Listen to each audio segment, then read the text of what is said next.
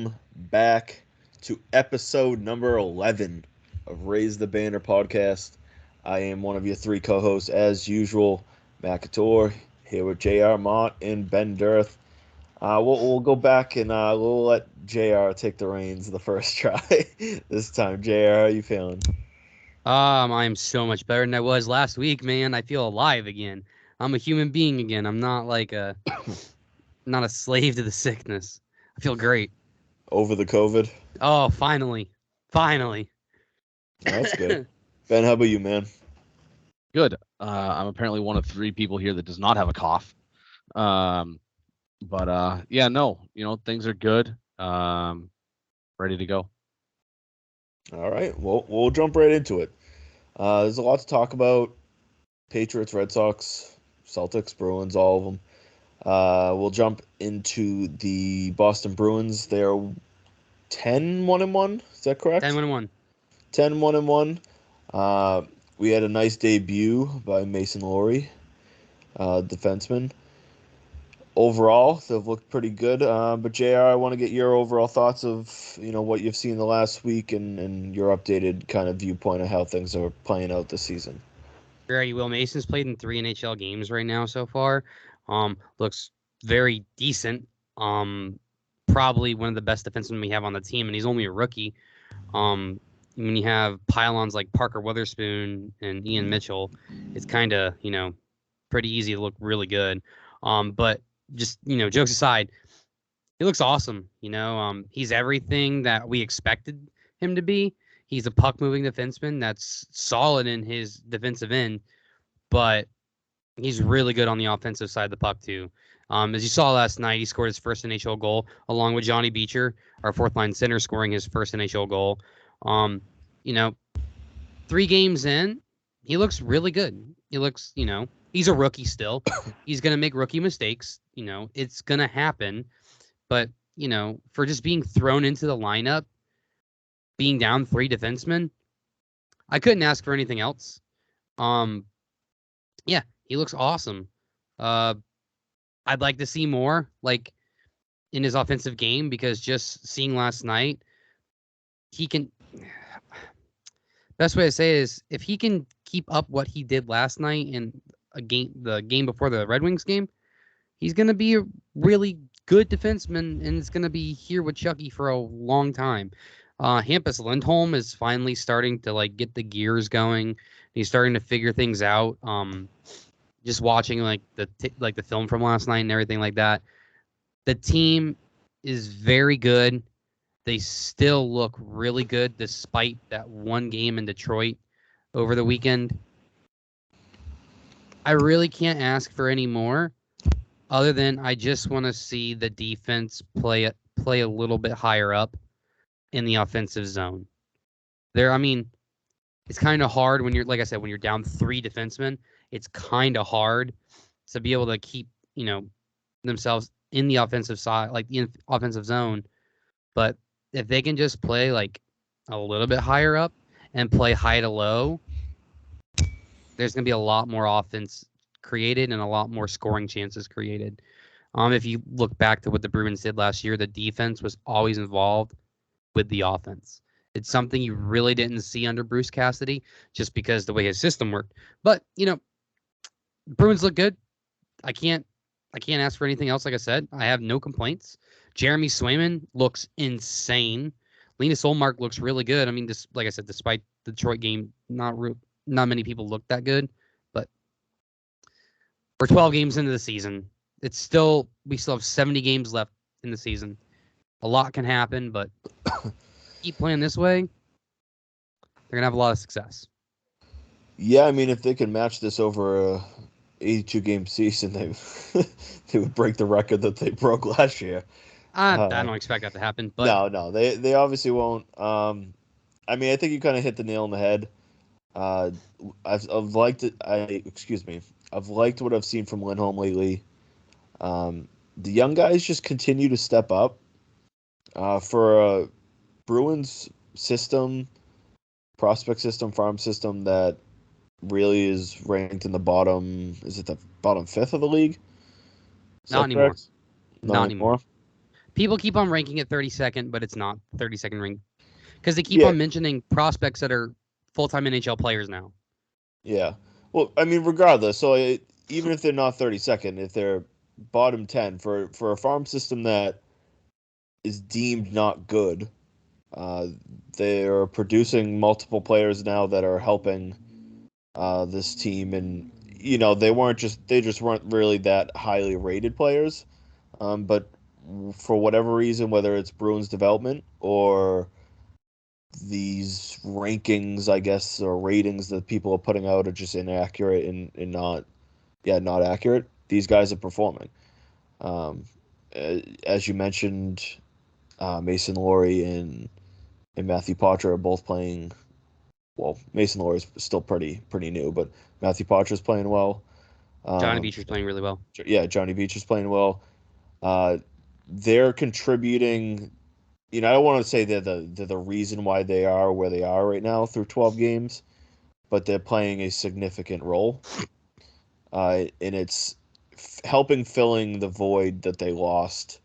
You're never going to replace Bergeron and Krejci, but they're helping fill that void. And as I mentioned to you, before we started recording, Pavel Zacha has stepped up tremendously, I think, in the void offensively.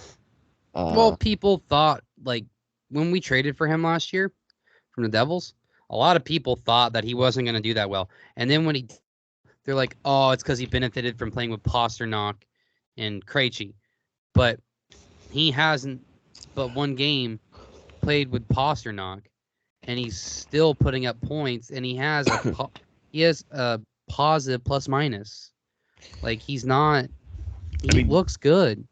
Yeah, I think it's that simple. He's playing good hockey, and this is another credit to Don Sweeney and his ability to what seems to be identify talent. He's gotten a lot better over the years. I mean, his early drafting and everything like that, and a lot of his early signings to begin his tenure as the GM here, it wasn't the greatest. And a lot of people have called for him to be fired.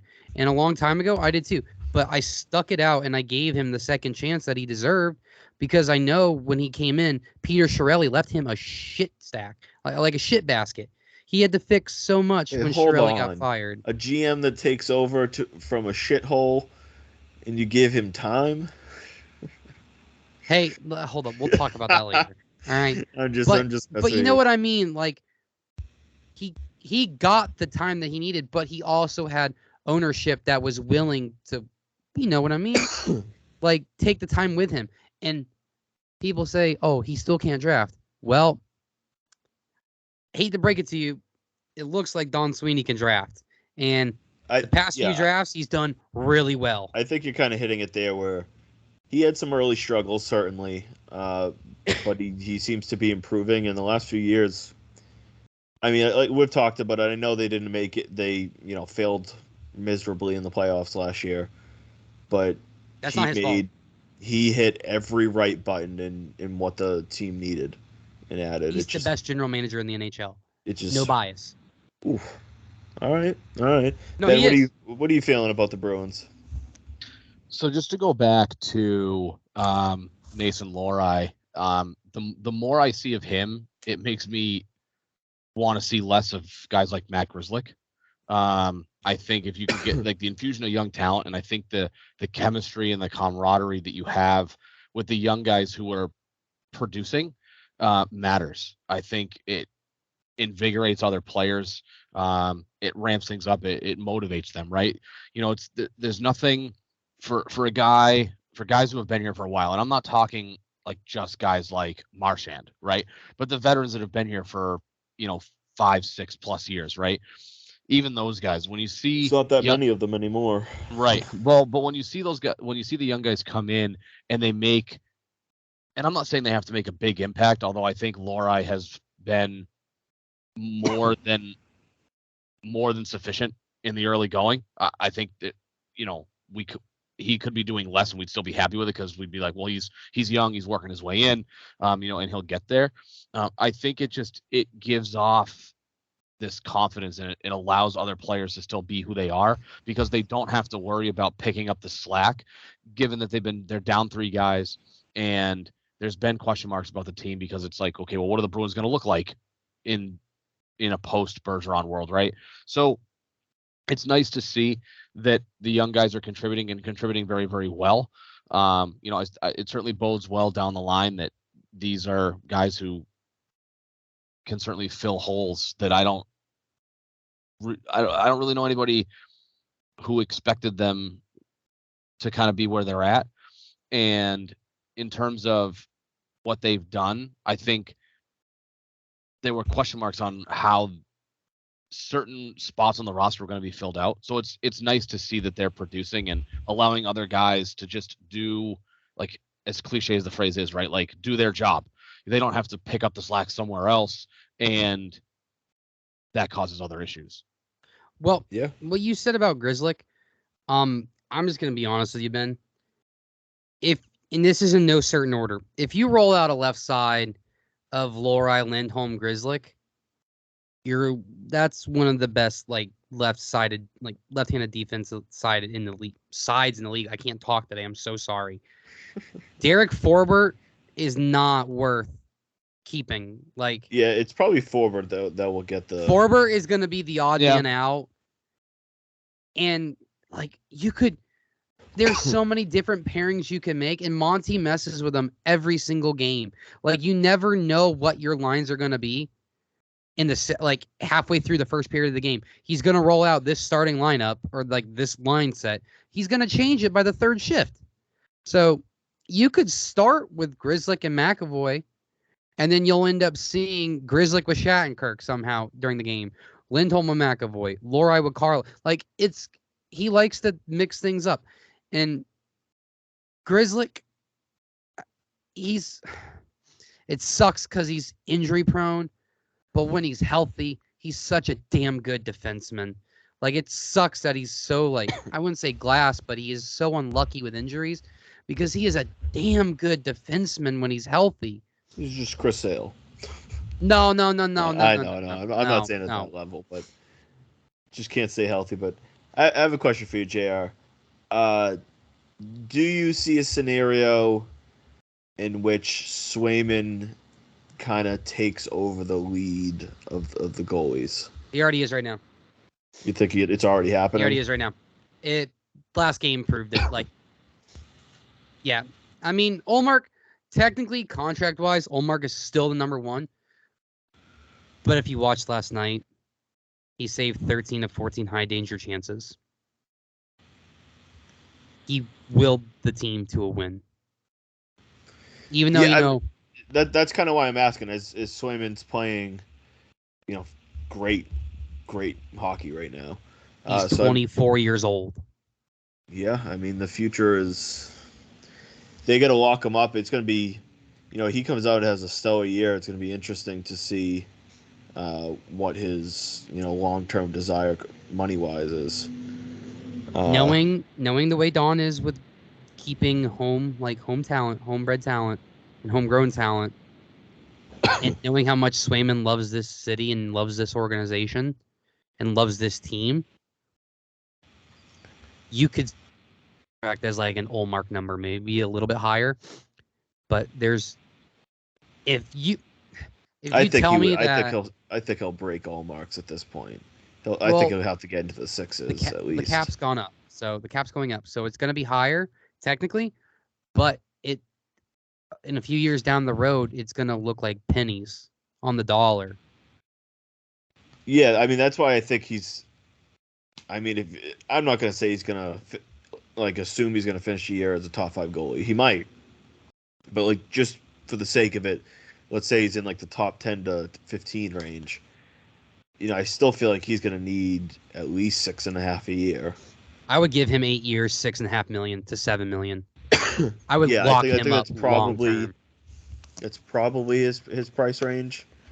And I mean, at this moment, I'd probably do that as well. Like, he's an RFA again at the end of the season.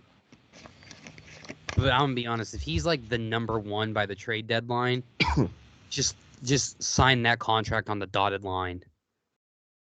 Get it like. Yeah, I would be open to getting it done early, especially if it means you could maybe save, even if it's a few hundred thousand a year, buying out that restricted year, saving in the long run. Yeah, and at that number, I was looking it up while you guys were talking about it. If you're going to give him that amount of money, it makes him the fourth highest paid. Well, if you base it off of this year's salaries, I didn't look at next year, but based on this year's salaries, that would make him the fourth highest paid goalie the NHL. At what Bobrovsky's price? number one right now. No, Carey Price makes more money than Bobrovsky. Oh, that's right. He makes like $12 million. So Bobrovsky's 2023 salary is 10.5. I'm sorry, Carey Price is 10.5. Bobrovsky is 10, and then Vasilevsky is third at 9.5. Fourth is Gibson, the Anaheim Ducks goalie, for those who don't know, at 6.4. Yeah, see, that's where I think he'll probably want to be. I think he'll probably want to be in that 6.5. I would give him maybe honestly, 6 and 3/4. If he has like a historic year for him, like or a career year, I'd give him 7.5. Yeah, I mean Matt Murray makes 6.25. Hellebuyck is 6.1. Well, this is what what I'm saying is like if he's going to be if he's a restricted free agent this year, he's making what this year? 3.5? Is that correct? Hold on. Yeah, he's making just 3.475. And Allmark is an even $5 million. Yeah, so 3.5 basically. Next year he'll probably be closer to 4.5 as a restricted free agent. So if they basically said, all right, like we'll start your new money next year, so we could force your hand and kind of you'd be making 4.5. We'll give you 6.25 next year, or 6.5 next year, but you got to sit at like 6.5 and not get up to, the 7 million range. So maybe they can, like I said, even if it's like $300K a year, $400K a year in hockey, it's a lot. Yeah, it's a decent amount different. That's so like a few million in the NFL or NBA. Yeah, so if they can buy out, use this one more restricted year to try to get a long-term annual average value discount, then do it. I mean, we know they got the cap space to do it this year. I'm giving DeBrusk money too. Can you do that? Can you buy out restricted years in the NHL like you can with like arbitration years? You can sign him to an 8-year contract extension. You could basically just being a restricted free agent means you have the rights like his contract, and you have team control of his contract, like for I think it's 6 years. So you could sign him long term, or you could do like a 4-year deal. And that 4-year deal will turn him into a UFA at the end of it, or you can just sign him long term, and no matter what, he still becomes a UFA at the end. But just lock him up, lock him and DeBrusk up, and then take that 16 million, 17 million, or like 16 or 15 million that you'll have left, and go absolute nuts with it. If you got to trade a contract. Just go absolute balls to the wall and build this team for the long run. I mean, like this team's already looks pretty good. They got the young players, and if these young players develop, they'll be. I mean, even if they didn't, don't win the Stanley Cup this year, which still I don't know if any of us really like have that expectation. I don't. I never did. But I mean, if these young guys continue to develop and they have the money to spend, they could create a pretty damn, I'd say, a top 5 team heading into next year pretty easily. Just look out for this is the one name I'm always telling people to look out for, either trade deadline or free agency, if they get whether Calgary doesn't get a deal done or not. Elias Lindholm.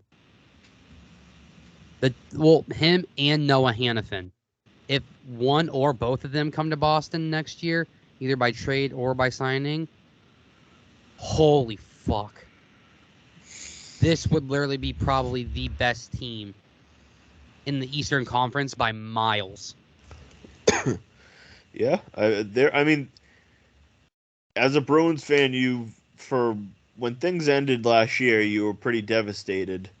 And if we told you that the Bruins were going to be in the position that they are right now, you simply wouldn't believe us. So. And we'll have a first-round pick for another year. So. Yeah. So. All right, let's jump in. We'll move on to the Boston Celtics. They're 5-1, I believe.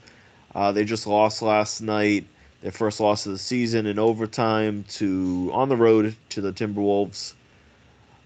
Derek White's been out the last 2 games. He decided to have a baby. Him and his I believe wife. Mm-hmm. So he's been out the last 2 games as he's so obviously spending time with his newborn. And Kristaps Porzingis was questionable going into last night's game. I want to say Missoula passed around a potential eye infection that excuse me, that might be going around the team. But as a whole, they're 5-1. Last night was really the first game. I mean, they battled versus the Nets, but they kind of just showed that they were the better team. But last night was the first game that they kind of got punched in the face and weren't able to throw an even harder punch back. Did either of you happen to catch the game last night? No, I was able to watch the Bruins stuff this morning, but I couldn't. I had to be up for work at 3 a.m. Yeah. Ben, how about you? Anything? Did you make it? No, I didn't get a chance to watch it. I know it didn't exactly unfold in a positive manner. It was they couldn't hold on to the ball at the end. There were few turnovers on possessions. I thought the final shot. I kind of go back and forth on this. I don't always love the idea that you kind of dribble it out and just, I'm not going to say chuck up a 3 because it wasn't chucked. It was a decent look. It was a decent shot.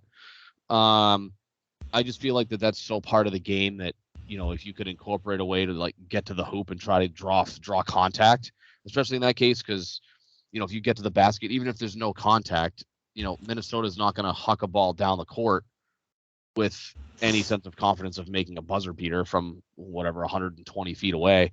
I felt that, yeah, they faced some adversity, and their hardest games, if you look at it, have been the Knicks, the Heat, and the Timberwolves, who are, of their 6 games, so small sample size, they're 3 toughest defensive opponents they've faced so far. So hopefully they can learn from it and realize that when teams ramp up the defensive intensity, they have to step it up another level as well. Because obviously, come crunch time, everyone's going to ramp it up defensively for the most part, right? Obviously some teams can't do it; they don't have the bodies. But when it comes down to the finish line, they're going to need to, like you said, they're going to need to punch back and rise up over, some of these tougher defensive teams that tend to give them fits and have at least early going this year. Yeah, I mean, I think you kind of hit it pretty head on. In terms of last night, Drew Holiday just kind of didn't really have it that well much. Brown played okay. Porzingis didn't shoot the ball tremendously well. Whether his eye was bothering him or not, I'm not 100% sure. As a whole, though, it really came down to just. It really just came down to Porzingis. Drew Holiday didn't play that well. You were missing White. Timberwolves came with everything they had and, just kind of beat you. It's going to happen. It's, it is what it is. They were never going to go 82-0. So, you're going to have nights like that, and it's just a matter of whether you rebound and you learn from it. And, because I think more often than not, more nights, they're just going to be more talented than teams. Minnesota has some pretty good talent, whether it's Cat, Gobert, Mike Conley, Anthony Edwards. They got some pretty good talent, and they just kind of got the best of the Celtics last night. So I'm really just looking to see them get back on track over the next week or so. I still think, based off what I've seen through the first 6 games, that 65 wins is, I think, a realistic target for them. Do you guys see the upside that much? I mean, upside, yes. I find it difficult to expect that kind of a season when Porzingis is going to get hurt and miss games. It's not an if, it's a when. He gets hurt every year. So what I'm saying, is it impossible to do that? Is it impossible for him to have a healthy season? Obviously, I'm not saying he has to play 100, all 82 games. Not everybody does that, but I mean, again, the fewest amount of games, I'd have to look up the exact number, but I don't even know if Porzingis has ever played more than 60 games in a season. I think he played like 63 last year. So, yeah. I mean, again, like and that may be the most he's ever played. So I think last night kind of showed their lack of depth for the first time really all year, right? You were saying how Porzingis and Holiday didn't play well. They shot 9 of 30 last night.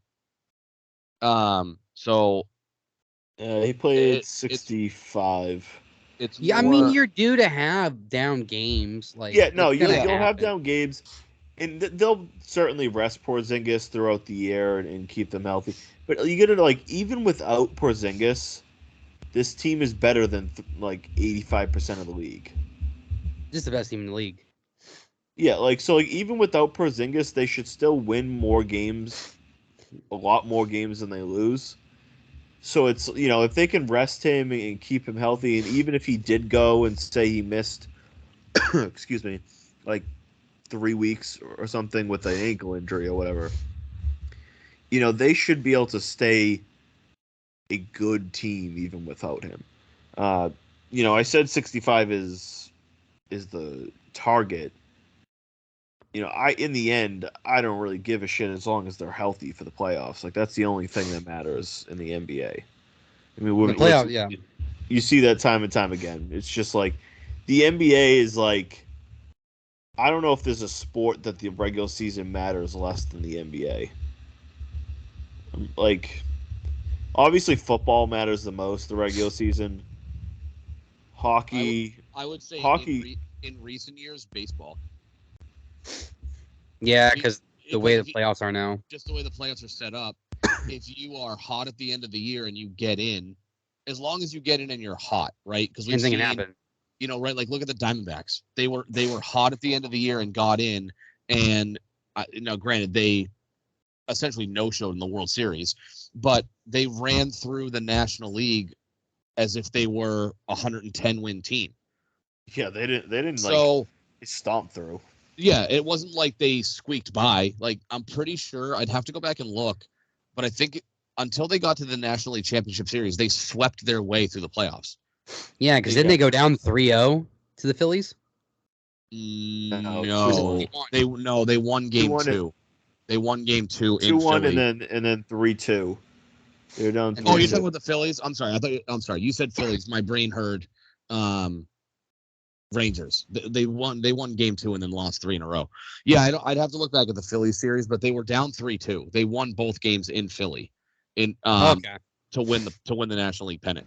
But yeah, NBA, I would say baseball is catching up to it because of how the playoffs are structured now. But hey, I mean, if we're gonna be real, that's wasn't that the goal? For what? Regular season matters more in the MLB. I mean, does it? Excuse me. I'm missing. Go ahead. I screwed up what you were saying. All right. But yeah, so big picture for the Celtics, right? It's obvious that it's them and Milwaukee, and then it's really everybody else, in my opinion. There's some other teams that might give those two teams a run for their money. We always we don't match up well against Miami. Miami would be a tough series, but we're better than them. We should win that series. Philly has talent, but again, it's Philadelphia. They always puke on themselves at the finish line and they can't do anything. So yeah, big picture, the goal would be stay healthy, because if you can be fully healthy going into the playoffs, the expectation is you should get to an Eastern Conference final before you really ever face anything difficult. And that's assuming Milwaukee gets through. If Milwaukee gets tripped up because they have a bigger depth issue than we do, if they get tripped up and don't make it to an East Final, and it's Celtics against, I mean, I don't know, New York or a Miami type situation, there's no reason that they shouldn't win that with relative ease. Again, assuming health. So my big concern is that you can expect Porzingis to get hurt and miss about 20 games. I don't want to say significant time, but like 20 games, that's a quarter of the season ish, right? So, if he's missing 20, 30 plus games, like that's a problem, right? So it's my concern mostly lies with the fact that based on his history, it's a matter of when, not a matter of if he's going to get hurt. Now, if they can mitigate that and they can rotate him around, obviously Derek White being out on paternity creates, some, mixing and matching with the roster. He might be playing tonight. But yeah, I mean, obviously he's going to come back, right? It's not like he's taking 6 months off and he's going to miss the entire season. Oh yeah, no, it was just going to be a couple days, but acting like it's the end of the world. Oh yeah. So, these last couple of games have shuffled things around. Like obviously Horford also started last night. But moving forward, if they can figure out a way to rotate guys around enough that Porzingis doesn't have to. And I know I'm going back to opening night. He played 38 minutes opening night. That's not sustainable for a guy like Porzingis. No. It was great. He had a phenomenal game, but that's not sustainable over the length of a full NBA season. So if they can figure out ways to rotate him and out appropriately, like I don't like the whole load management thing, but given how good he is, and Al Horford's fine for a guy coming off the bench. He's not bad. Obviously he's older, so he's not what he used to be. But if you can figure out a way to rotate guys in and out so that Porzingis isn't feeling the full brunt of a full season's workload, maybe they can keep him healthier than other teams have, because especially when he was in New York, they took him 5th overall ish. He was definitely a top 10 pick, top 5 pick. Maybe I'd have to go back. Yeah. So I want to say 3 or 4. He was the guy in New York. Like the offense went through him at that stage in his career, and he had 2 solidly healthy seasons his first 2 years. But he can't, given his injury history, he can't be a guy that can be on his feet for 35 minutes plus a game. I mean, yeah, they're gonna manage his load. That's kind of the best. That's obviously the best path, and even if he stayed healthy, let's say he didn't have any type of real injury, he's still only going to play probably like max 72 games. So, he played 65 last year. They're going to probably rest him, like, I would say once every 10 games, once every 8 or 9 games. And I'm sure, like, even if he didn't have a significant injury, he might have a game where, his ankle's slightly tweaked and he has to miss a couple days. Or his back is a little tight, so they just sit him out for a game, like stuff like that. As we talked about, it's just really a matter of getting healthy for the playoffs. The only other notes I have on this team right now are more so one thing, but their bench, they need more depth. I love Peyton Pritchard, but he's just not it. He's not that good. He has a really tradable contract. Yeah, and they just extended him, which in most other sports would mean they're keeping him. But it's like $8 million a year, and in the NBA that's possible. In the NBA, that's tradable. Yeah, and so excuse me. That's even like better. I think that's why like Stevens did it, is they can trade him pretty easily. They need to package him in a couple of these lower salary guys and maybe a pick or two, and they need to add another bench guard. And then they need to use, and I imagine they will, the trade player exception, which is I think $6.2 million from Grant Williams, and they need to add another big. Could they get Danny Green with that TPE? Well, he's a free agent, so they can just sign him. Oh, he's a free agent. I thought They okay. cut him. I mean, he's kind of washed at this point. He's like, He's a but decent bench guard though. yeah, I mean, I heard that they might be interested in him as a depth guy, but like, even if they signed him, he's only playing like a handful of minutes, maybe a game, or probably he's a coach's decision DMP most Oh yeah. games. He's kind of past his prime. The name is good because for years he was that like He was that great depth, guy. yeah, that great depth guy, but he's kind of not that anymore. Uh, I mean, Alex Caruso in Chicago, he's a name that gets floated around because he's not making that much, and he would fit what they need. There's a few others, but there's plenty of bigs that they can go and get for cheap to help fill this out, and they will. I know they will throughout the season, especially if an injury pops up. Um, I just really that's what they're gonna need to do. If they That's their only weakness right now. So if they can add to the bench, even just a little minor upgrades, uh, they're gonna be in a really good spot come playoff time if they're Because healthy. you never know how big those minor upgrades are going to be. So Yeah, I mean, like even like Derek White is a good example. Like when they traded Richardson in a first for Derek White, at the time everyone was like, okay, like he's a solid offensively, good defense guy, can shoot the three a little bit. 7th player of the year. Yeah, like he used to do, and he's kind of found his way in Boston. He's turned into, well, he didn't get rated a top 100 player, but he's a top 100 player. He's a damn good player. Yeah, and so I mean, there obviously could be an under the radar guy that they add, but at the very least, they need to have a more reliable option than Pritchard. And I would like to see another big. Speaking of bigs, Robert Williams looks like he's out for the year. Yeah. It's a shame. I mean, I like Rob Williams, and it's a shame, but this is exactly why Brad Stevens was right to move on. Brad knew that knee better than anybody else. I'm pretty sure it's the other knee from when the one that's been bothering him a lot. But either way, like just can't stay healthy. Well, and what I mean by that is like the Celtics fans that are like obsessed with him, they're like they have the blinders on where like he's a dynamic big. Like he was drafted by us and like no, like the dude has been injured so many times in the last few years and it's always been his knees. Like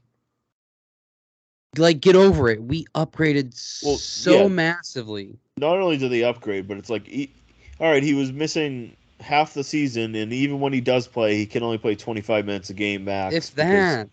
because he's always injured. I don't know. We'll leave it at that though. With the Celtics, they the season's in front of them, and they got a damn good team. So we'll see how things develop throughout the season. Uh, we'll jump in to Patriots. They lost this weekend to the Commanders. They continue to look basically the same as the Miami game, just they're not that good of a team. Uh, I want to focus more so we don't really need to jump in on the Commanders in even the Colts game that's coming up in Germany. I want to more just discuss, what your thoughts are on Bill Belichick, his security, job security that is. Um, do you think that he could get fired throughout the season? Like during the season, do you think it It's happens after happening. the season? It's fine. It's gonna Um, happen. and you can also kind of give me your up to date opinion on Mac Jones and his kind of place in the team going forward. We'll start with you, Ben. So yes, Bill can definitely lose his job during the regular season. There's been some reports out, some rumblings that, Just and side note, it's it's Ben Volen that released it today, so take it with a little grain of Mike salt. reset it on a it radio might show though. Yeah, Reese didn't say what Volen said though. Reese kind of was like, "I need to stay close to the team," but he was more like just talking in a general sense, and he made it clear that like he hasn't heard anything. But just him saying things like that because he I never I do agree does. there. I do agree there. But it was Ben Volen that came out and basically was like, from people I've talked to, he might not make it through the season. Well, him and Brie are fucking losers, so I get what people say about Breer, and I take the things that he says with a bit of a grain of salt, but it's more Ben Volen's more of a I don't know. I have a hard time believing him. go A on, hater. Ben, though. A hater. Yeah. So, yes, I think it can happen. I don't know as if it would, and that's only because we're in kind of uncharted territory here. We've never been in this situation. I don't think, even when we talked preseason, I don't think we really thought it would get this bad. We all thought we were winning. Oh, no, we talked. I have kind of no shot that we thought it would be this bad. No, I mean, we talked about, what was their floor, right? If things really went bad, how things would go. I think, we look ahead and have to decide, is that Nike making an appearance? We have to kind of look at what's in front of us, right? If you want to talk about Bill Belichick's job security. I think when you look at the stretch of games that they're in, these, if you include last weekend, they're in the stretch of the season where things are quote unquote soft, right? Commanders, not very good. Colts, like fine. Like they have talent, but it's the Colts. The Giants, and who am I forgetting? Who's the fourth team in this stretch? Anyway, come back to it. But you look at these 4 games as, is that the 4th game, the Chargers? Yeah. You look at that as kind of like the soft spot of their schedule, and didn't get off to a good start because they didn't, again, they looked wildly lackluster on Sunday. And on top of that, it's one thing to not win a game, but they're also wildly uninteresting to watch. It's not like they're losing games. They're boring. They're very boring. It's not like they're losing games that are exciting. They're losing games because they can't score more than 2 touchdowns every week. So I don't know if I'll believe that Bill Belichick will get fired midseason when it actually happens. Because again, we've never really talked about his job security being at risk during the season before, right? We went into the season thinking, okay, Kraft made these statements to the season ticket holders, which was crazy to me. That I think it was just kind of lip service because they didn't really do much or as much as I would have expected. But when you look at what they did, what they talked about in the offseason and how it was a priority to make changes and be better because Kraft doesn't like not going to the playoffs. And here we are, like the season's lost. People are already talking about the fact that how many, people were arguing saying they only have 1 or 2 winnable games left on the schedule. I don't know if it's that bad, but we're at the point where I don't think you can look week to week and say that's a winnable game. There's no game that's other than maybe the Giants game now without Daniel Jones, but there's no game other than maybe that you're like, oh, that's a chalk it up, it's a win. Nah, right. Tommy DeVito is gonna fuck us up. Yeah, they beat Buffalo, so I guess they could beat Buffalo again, but the Giants game. I think that's more that game was more of an indictment on the Bills than it was a positive for the Patriots because the Bills, they lost again. I don't know. That's it. Obviously, that's at least 2 in a row that they've lost. And my big thing, right, when you look at the whole operation, I know you talked about where does Mac Jones fit into all this, and I keep coming back to he can be good, but they're refusing to build around him.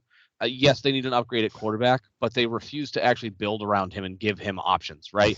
So I think that, he doesn't have I don't think he has a future here. I don't think that, unless something really changes, I don't think they have any drive to change the priorities on how they want to build a roster. We talked about this last week, and we've talked about it ad nauseum for a while, that you have guys like DeAndre Hopkins who loves Bill Belichick and loves New England, and you don't bring him in. A guy like that probably would have been willing to work with you on the money. And they don't, unless they change how they want to build a team moving forward, then Mac Jones doesn't just go get some flashy guy who, can make plays. Because if you're not going to build around a guy who needs players around him, then what's the point? He's obviously going to be here. I say obviously, right? Nothing's for sure. I fully expect him to be here next year because I just don't think you get rid of a cheap contract for a quarterback, even though he's going into his last year. But they need an upgrade, and I think that unless Bill's willing to change his ways, like whether it's during the season or at the end of the year, I'm growing more and more, becoming more in tune with the idea that Belichick will not be here next season. Yeah, I mean, Zolak said today, he says he'd probably put it over 50% chance that Belichick is the Patriots coach next year. Yeah, and Beadle said he would give it a 25% chance. That's his odds that Bill returns. And and Yeah. Zoe said sub 50. JR, what are your thoughts? I'm like beating a dead horse at this point. Like with what my take on this, it's gonna be the same. It's gonna stay the same. I think they just need a massive overhaul in the talent department and in the front office staff / coaching staff. If that's Bill Belichick, Troy Brown, Gerard Mayo, Steven Belichick, just coaches in general, players, like just everything in general needs a rework / rebuild. Again, we've been doing this it's been 5 years since Brady left almost, and we have one fluke playoff appearance to show for it. So I'm really not gonna hold my hopes up that Belichick, if he's here next year, is gonna do anything crazy. He'll probably go out, spend a whole bunch of that money on the defense, give a little bit out to offensive players because of his recency bias that aren't that good, and be like, yeah, we gave Mac weapons. And then he'll go out in first round, he'll draft an edge rusher. Second round, he'll draft an interior lineman. Third round, he'll probably draft another safety hybrid like Marte Mapu. And then you won't see a receiver draft until pick 187 or 188, wherever they're picking in the later rounds. So if this team wants to see success in the future, and I mean in the near future, not 10 years from now after Belichick's gone, after finally getting his win record, after winning, 3 games a year for the next 10 years, I just say hire a new head coach, hire a real GM, draft a quarterback in the first round, and sign some high talent receivers and draft some receivers and tight ends in this upcoming draft and the next couple drafts, because the only way your quarterback is going to flourish is if you surround him with actual talent and playmakers. Look at CJ Stroud, man. Like, yeah, I guess you could argue like Nico Collins wasn't that good, and like nobody heard about Nico Collins until this year. Tank Dell's a rookie. Like, he's elevating his talent, but at the same time, they evaluated that talent and said, once we get our quarterback, they're going to work well together. Mac Jones is throwing to Devontae, Juju Smith-Schuster, a bustin' Tyquan Thornton, Jalen Reagor, who couldn't even catch a fucking tennis ball thrown from an inch away from him, and Demario Douglas, who's the only good receiver on this team. Keyshawn Butte gets screwed again after, thinking his time is up, or like his time was there, and we're just going to make him inactive again. Like, it's the same old shit every week. Until something changes drastically, you're not going to see success with this team. And I know I keep on saying it, but like the best way to start out with it is fire Bill Belichick. That's going to be the only way. You need a culture change. Yeah. I mean, I know Ben, me and Ben have known each other for years, and he can vouch more into the fact that, like, I usually will give players and coaches more time than maybe they should. I've gone back and forth over the last year or so, and especially the last month, of if Belichick deserves to be fired. Does he deserve to be fired? Yes. I would say yes. 100%. I think he deserves to be fired. Kind of like you said, Ben, I still don't see him being fired during the season. But I'm not against the idea. If they plan on firing him in the offseason, I would be I would almost prefer that they fire him now and we see what the team looks like under Gerard Mayo. Because I believe in there was a rumor or a report that Kraft's dream person is Mike Vrabel. And I get why. I think Vrabel's a really good coach. That was But that was Volan saying that. I don't think that came from anything other than what Ben Volan wanted. Okay. Well, either way, I think Mayo brings similar qualities, and I think that Mayo can be the answer. We don't need to dive into replacement options, but I wouldn't be opposed to a midseason that happening because we could see a little bit of what Mayo has as head coach. Granted, Mayo's not going to all of a sudden make talent appear offensively. In terms of Mac Jones, I had some fun on the X app this past few days discussing him. I'll keep my opinion on him as simple as I can. I don't care what he does over the next, what do we got, 8 weeks left? 9 weeks? 8 weeks? Yeah. 8, yeah. They should be looking to move on and upgrade. If they don't move on from him, and if you get a new head coach and the head coach thinks I could probably fix this guy, if it's like an offensive-minded coach, or just keeping, Bill O'Brien, surround him with actual talent. You want to see Alabama Mac? Give him real receivers. Yeah.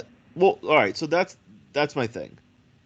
Do I believe that Mac Jones can be a decent, maybe even solid, hell, maybe even I guess you could say good QB in the NFL? I do. Yes.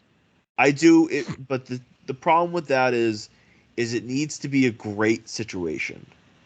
In that, you can have success in the NFL in that sense.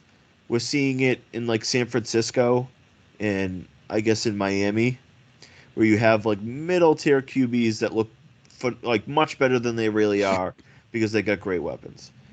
My problem is Max entered the final year of, cheap year. They're not going to pick up his 5th-year option, so this is going to be his final year, next year. Excuse me. I don't want someone.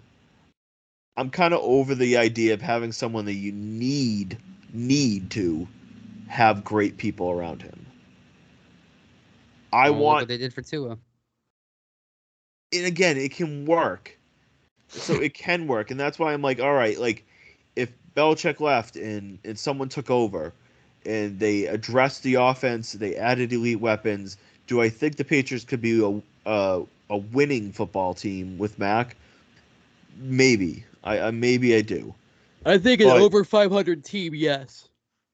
But is that enough? I don't. That doesn't move the needle enough for me. Yeah, and so, I'm not. We don't have to get into do it in the draft, whether it's trading for a veteran or signing a veteran or whatever it may be. Just in a general sense with Mac Jones, I'm over the idea that we need to surround him perfect for him in order for him to be good. I want someone just give him receivers that are better than Parker and Juju. Yes, type one.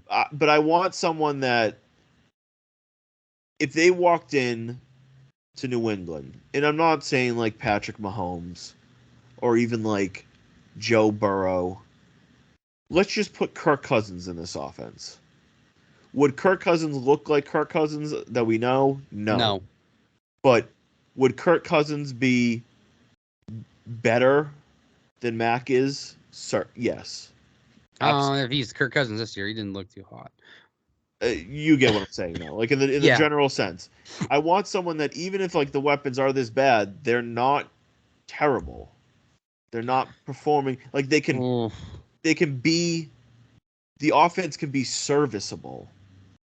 Dude, and this is 2020 level receivers right now. If you did, that's the thing. But if you did put talent around him, you would take that next step, and they can elevate each other. And you guys know, I will give Mac the benefit of the doubt because the weapons have been shit. The way he's just been offensive treated shit. and handled has been horrible. Yes, he's been given a goddamn terrible hand in order of opportunity to be good in the NFL. And I think he could be good in the right situation. But the fact of the matter is, he has one more year left. At this point, I would rather them just kind of restart, especially if they have a new coach. I'm just gonna Like, be so mad if they trade him to like Minnesota and he turns into like a top 10 quarterback. I'm gonna be so mad forever. Like we legit like had this and ruined our chances because our GM and head coach was so ignorant and so stupid that he couldn't get past his own ego and his stubbornness to say like, you know what? Yeah, my quarterback needs help. Yeah. I mean, yeah. We'll finish it up there. I think that's kind of the basis of what we need to discuss. I want to give. We have about 15 to 20 minutes. Let's jump into Red Sox talk. Ben, let's work quickly through this. We'll talk. What are your thoughts on heading into the offseason? Who are some of your top targets? What do you think?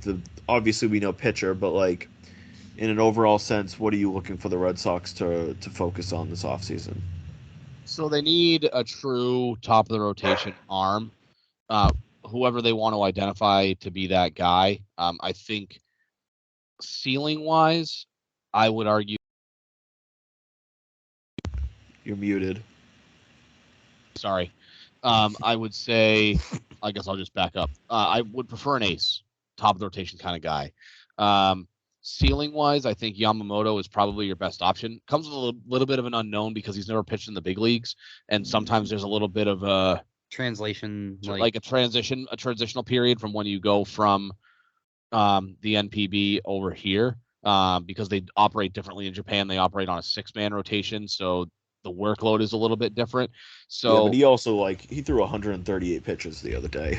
Well, you can throw 138 pitches when you have 6 days off in between starts. That's my point. Is there's more time off in between starts when you're in Japan than you are here.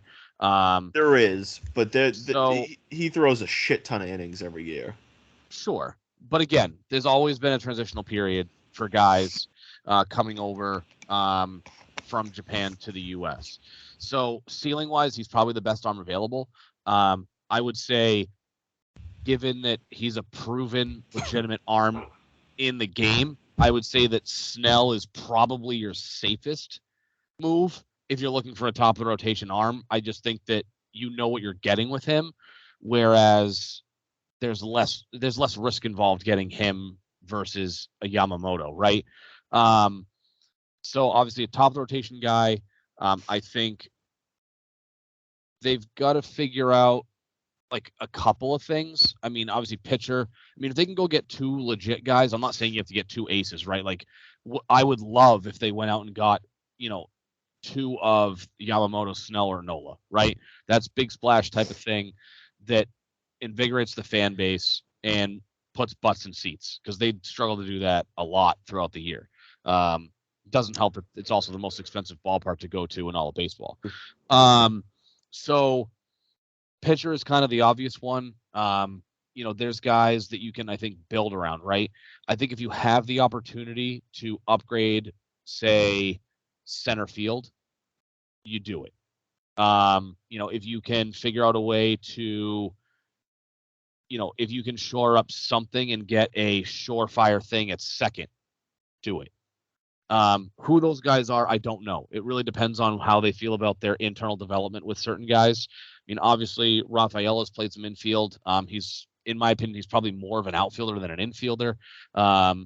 You have Valdez has played some infield, but I think you got to figure out what you're doing at second and just kind of roll with it. I would say at the very moment, Pablo Reyes is the top guy for second. But Rafael, I mean, I'm a fan of the idea of Rafael at second because that opens up the door of you kind of lock in second base. You know what you have there, and it opens up the outfield wide open where they already have a handful of options. Yeah, the biggest question mark is I feel like they have 75 DHs. Yoshida is not. They have like 5 because who beyond Devers and Yoshida are like really DHs. Don't say Casas. Casas doesn't hit lefties, so you can't. He's not a guy. It's his first year. Like okay, he's gonna develop. He's not gonna be.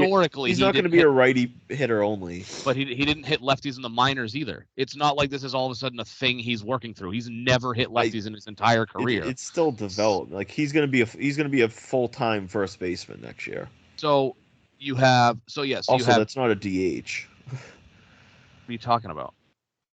Not hitting lefties doesn't mean you said you had 5 DHs.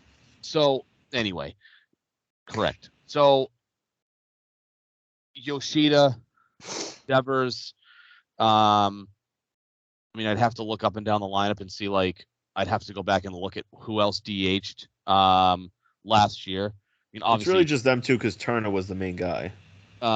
But I feel like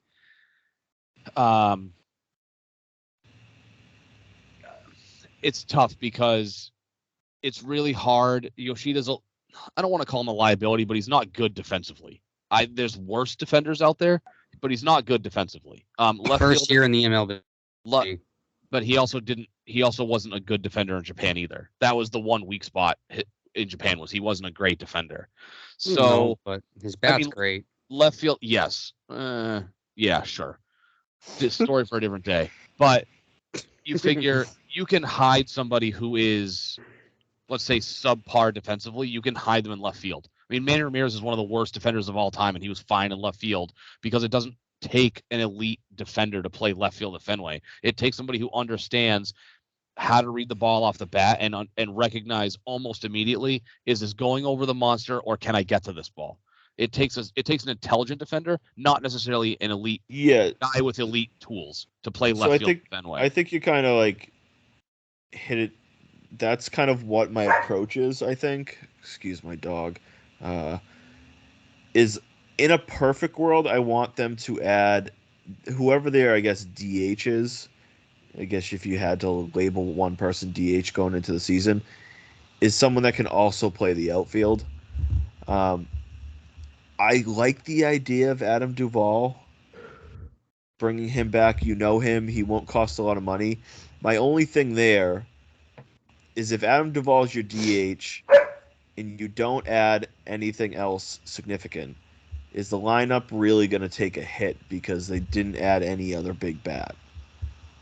That's kind of my worry about that, because missing Turner from this lineup is going to be would be a big miss. Well, I mean, he walks and doesn't stay. Yeah, he declined his option, but he could probably still come back.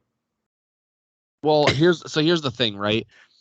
If you're the Red Sox, so Justin Turner declined his option, the Red Sox still have to pay him. They which is really weird. Don't even get me started with this. I know technically he's on the books for this year. No, but what I'm saying though is so the Red Sox are not going to offer him, because they're already paying him. They're not going to offer him the same contract he would get from another team. They're going to that would be a stupid financial decision. Why would they pay him? You know, he could go somewhere and probably get a similar deal to what he just got. You know, a 1 or a 2 year deal worth, you know, I'd say like a 2 year deal worth low 20s, right? Where the second year is some kind of an option, or, you know, however you want to slice it, right? If he's going to come back to Boston, the Red Sox at this point are not going to offer him that kind of money unless they're guaranteeing year 2 and you know, I just don't know the Red Sox would make that kind of an offer. I agree that it worked last year, but I just don't think the finances work in their favor to bring him back. So I'm just saying hypotheticals. I don't think it's going to happen. I put in, like, I'm working on a mock article, and obviously I'm prioritizing pitching. And basically, at the moment, and I'm tweaking it and still deciding how the whole approach would be. But it's, okay, if you didn't bring back Turner, Duvall's your DH, and by DH, I mean he'll mix, you know, Yoshida could play a lot of DH too, and Duvall could play left field, and they have other outfielders. And at second base, I like the idea of bringing in Whit Merrifield or Ahmed Rosario. Both could be short-term options, right-handed bats.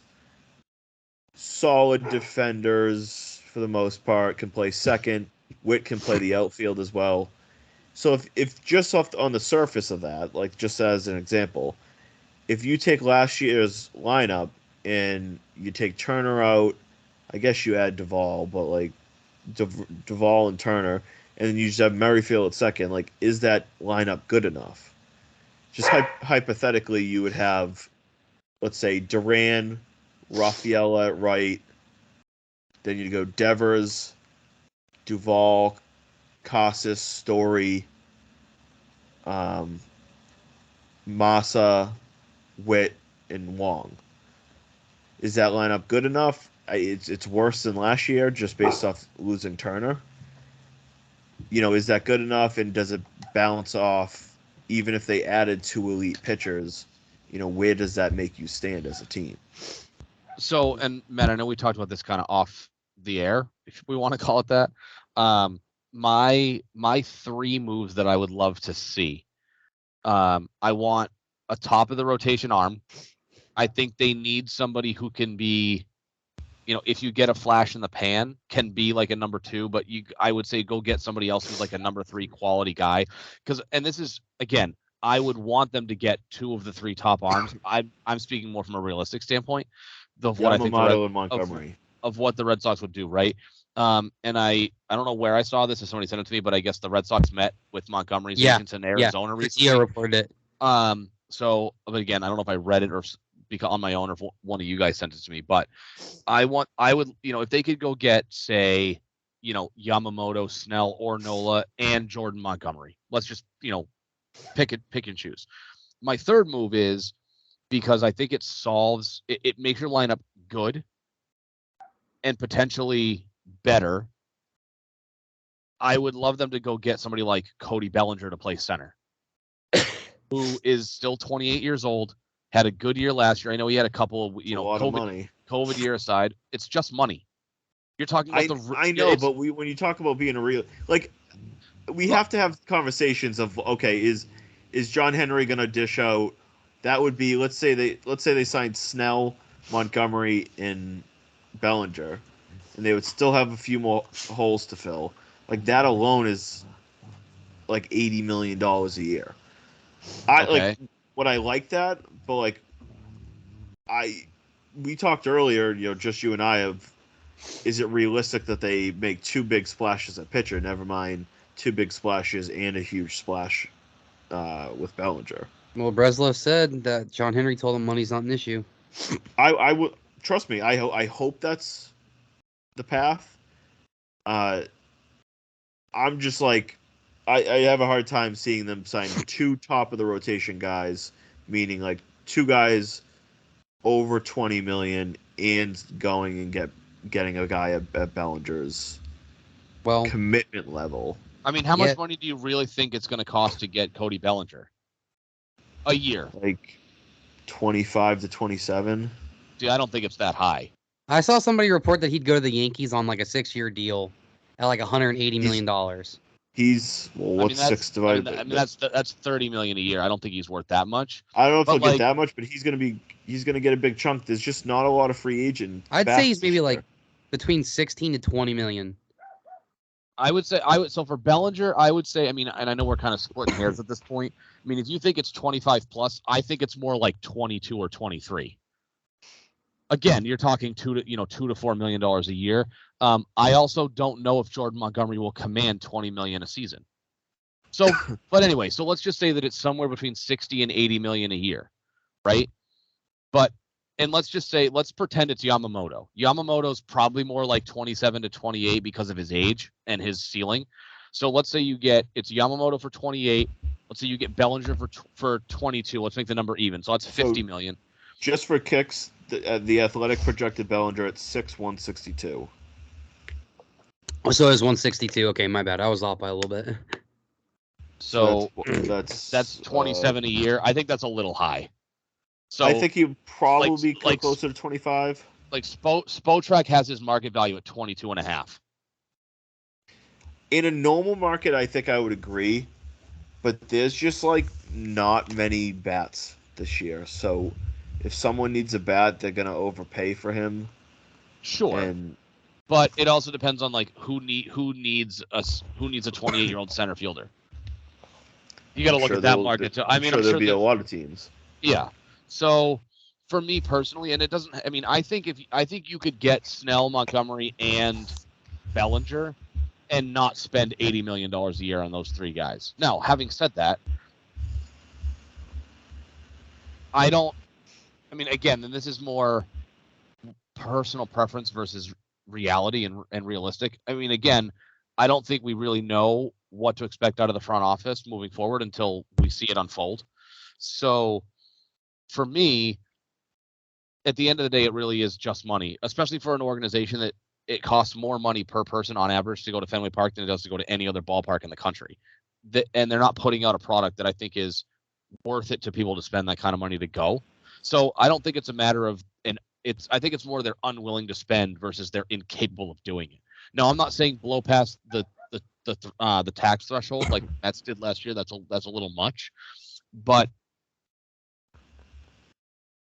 they can't finish.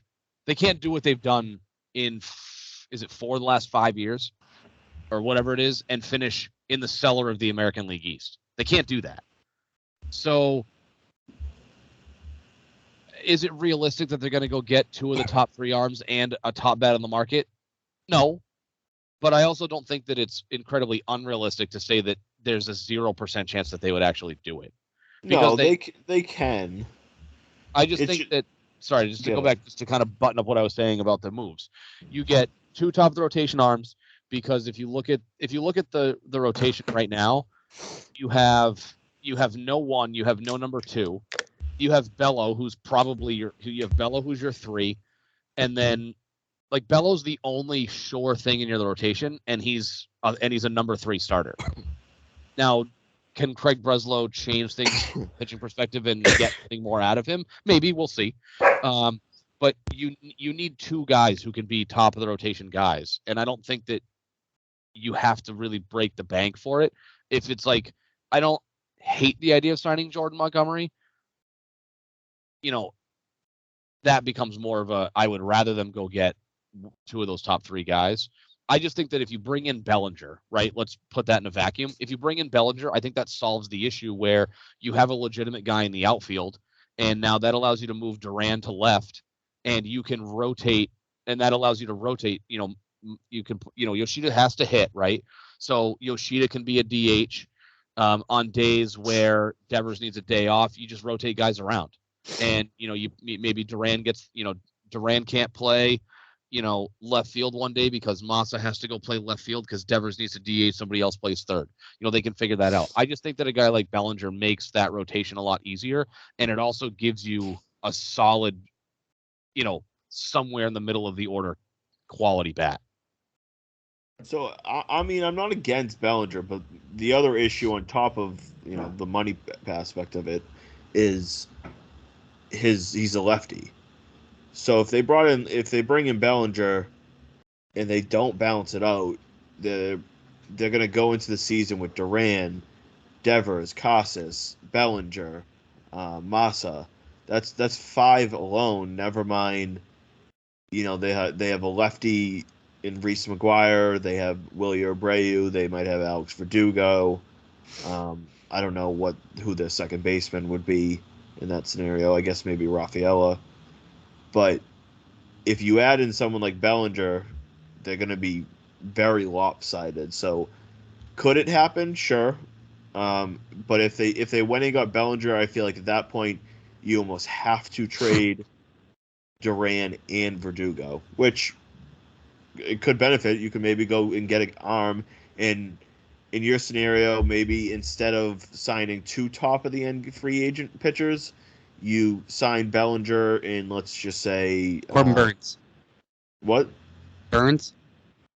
Well, yeah, that's kind of where I was getting at. Like, let's say you sign Bellinger and Yamamoto, you spend big to get both of them, and now you can take Duran and Verdugo and maybe Houck or those type of guys in a prospect, whatever, and go get a top of the rotation guy that maybe they're due for a contract in a year or two, but at least for right now, in terms of the 2024 salary tax and payroll and all that, it won't be too much. Because if you did sign, just if hypothetically, if you did trade for someone that has one more year before they get their big payday, or 2 more years before, that will at least let Chris Sale's money come off the books before you have to pay them, which would, the timing would be beneficial. My question really comes down to is it's really just how Breslow is going to want to prioritize this. Because obviously you don't have to spend prospects if you just sign them. You don't have Well, to he give up said prospects. pitching was going to be the first thing they attack. I mean, it has to be. It has to be. I mean, anybody can see that from the outside, but to hear it, to hear that GM or your president baseball officer say pitching is going to be the first thing we look at and go after. I mean, it's different because, Heim kind of said it, but what did he ever do? He signed Corey Kluber. I mean, you got James Paxton too, but yeah, I mean, Paxton coming back in the back of the rotation might be another option too. But I mean, overall, they have to find an ace. I love Montgomery because Montgomery realistically has matched the performance. My dog wants to eat. Match the performance of the top guys that we talk about.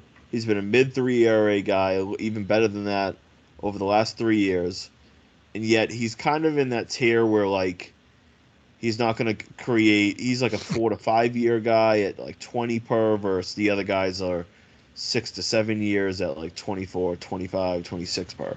So he seems to be in, like, a tier below price-wise, and that's why he's just kind of a main target for me.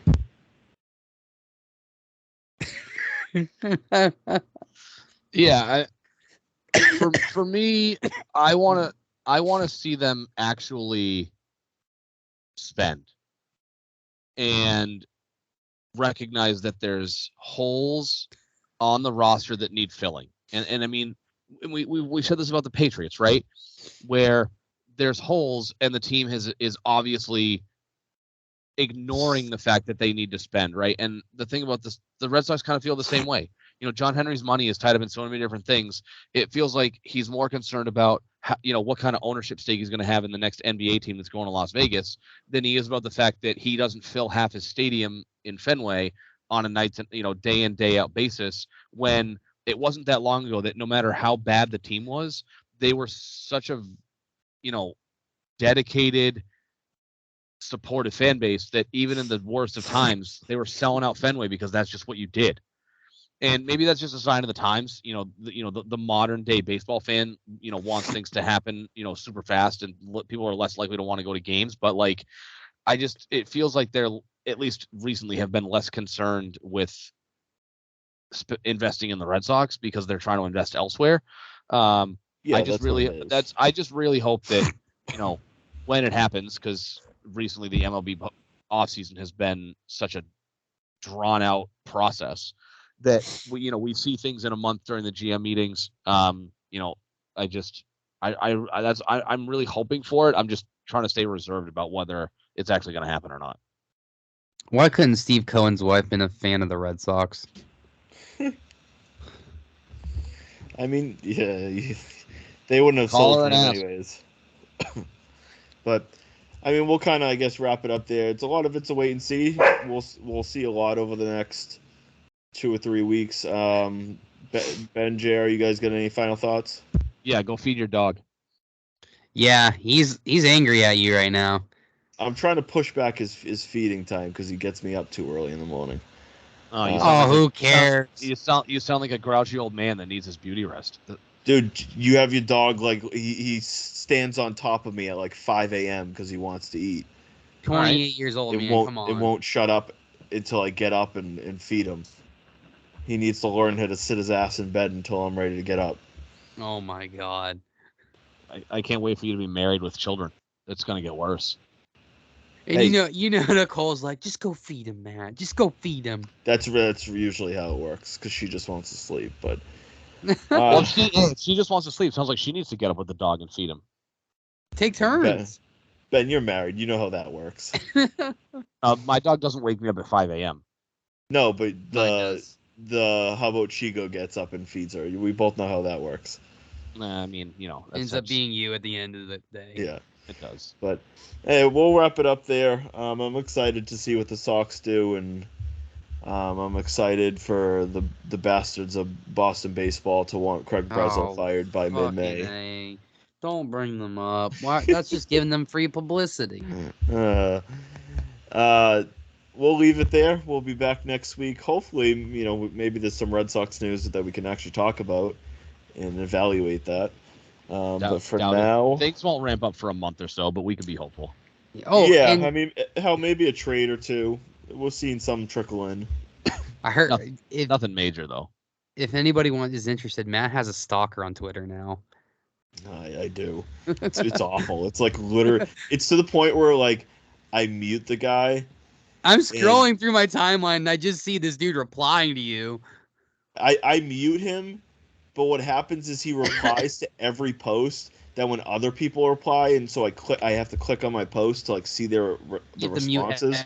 Every single it'll be like, oh, his. this account is from someone who muted it, and so of course my curiosity, like you got to click on it. And oh god, it's awful. But stage 5 Harry's situation. Account. I've apparently everybody else has just muted or blocked. He's just miserable, but so be it. It gives me a good laugh. But all right, yeah, we'll leave it at that. Come back next week, and hopefully we got some new Red Sox news. Until next time, we're out. Adios.